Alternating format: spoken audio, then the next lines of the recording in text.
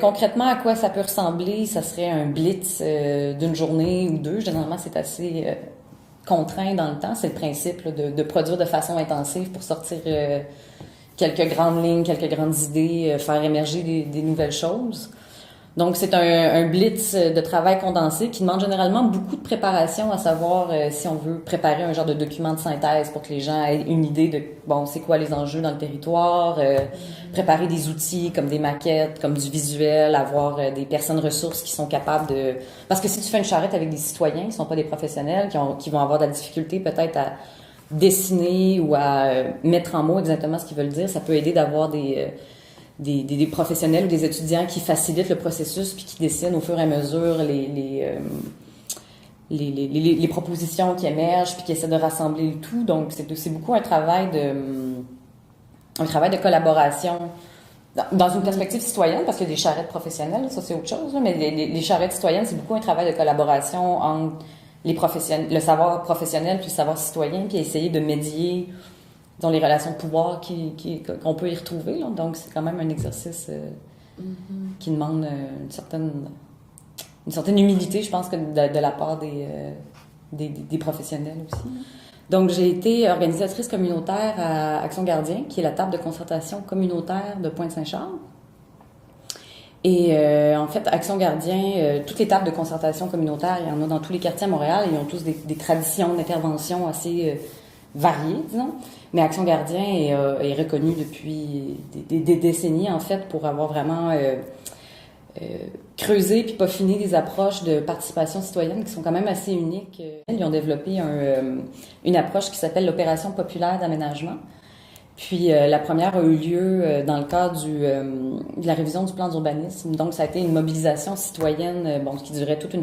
Il y avait beaucoup de travail en amont pour préparer des outils, faire des assemblées publiques sur certaines thématiques, commencer à préparer les citoyens à comprendre, à saisir les enjeux de développement dans le quartier. Puis ensuite, une grosse fin de semaine là, de réflexion, de charrette citoyenne, de plusieurs ateliers concernant différents sujets qui touchent le cadre de vie des gens. Puis ça se base sur le fait que, sur le postulat, si on veut, que les gens qui habitent dans un quartier ont une connaissance intime de ce quartier-là et donc sont placés, ont un rapport privilégié pour formuler des propositions puis des revendications pour l'espace. La charrette, c'est un outil dans toute la panoplie d'outils qu'on peut utiliser dans une opération populaire d'aménagement. Donc, il va avoir la charrette, mais il va aussi avoir des assemblées publiques, des marches exploratoires, des panels, des débats.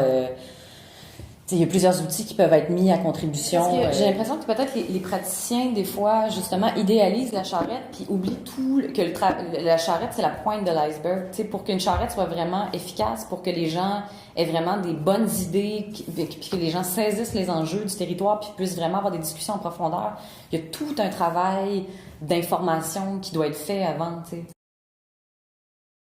C'est sûr que quand tu embarques dans un processus de participation citoyenne aussi large que ça, il faut que tu crois en la valeur du processus en lui-même aussi, puis de se dire c'est une façon aussi pour les gens de réclamer un pouvoir sur le territoire dans lequel ils vivent, puis de se politiser, puis de se conscientiser, puis de bâtir une capacité d'action collective. Ça crée de l'empowerment collectif, ça crée une espèce de solidarité dans un quartier qui est quand même très, très excitante à vivre.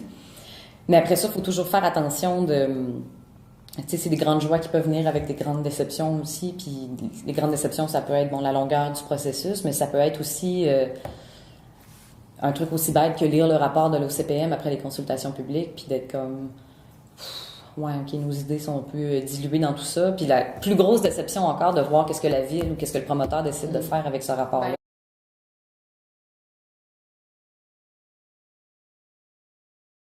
Moi, je crois fondamentalement que l'espace est politique. Donc, de dire qu'on travaille juste sur le spatial comme si c'était neutre, je pense que c'est un leurre absolu.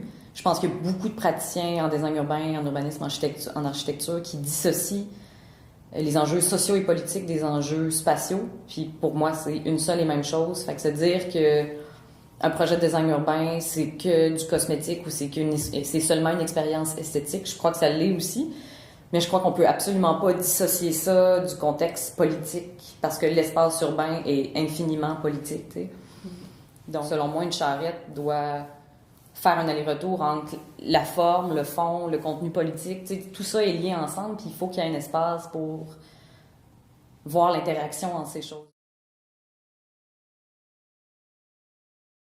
Je pense pas que c'est possible d'entendre toutes les voix, puis je pense que c'est important de rester très critique, de se dire qu'on de pas faire de la récupération de on a parlé à tout le monde, puis je crois non plus que le consensus pur social n'existe pas, tu sais. Donc forcément tu vas avoir fait un choix politique, comme je disais, en proposant un projet puis en défendant un certain projet.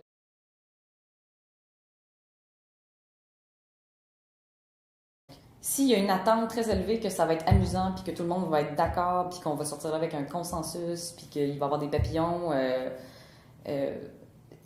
si tu organises plusieurs charrettes et que toutes tes charrettes se déroulent comme ça, il y a peut-être un problème. T'sais. Peut-être que la charrette va vraiment pas au cœur des enjeux ou ne permet pas aux gens d'exprimer une dissidence.